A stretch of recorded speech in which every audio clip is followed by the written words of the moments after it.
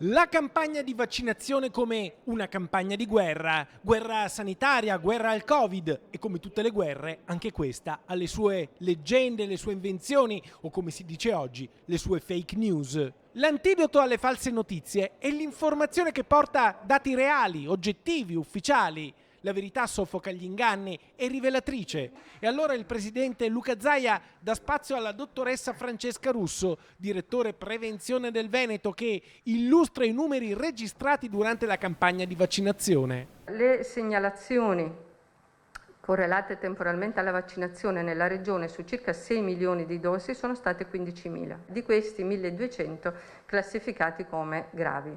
A conti fatti, su 6 milioni di dosi, dunque, solo lo 0,25% ha dato seguito a reazioni avverse e di queste 1200, quindi lo 0,02% del totale possono essere classificate come gravi e quindi hanno avuto bisogno di un ricovero ospedaliero. Nella stragrande maggioranza dei casi invece tutto si è risolto con febbre, stanchezza, dolori muscolari o articolari.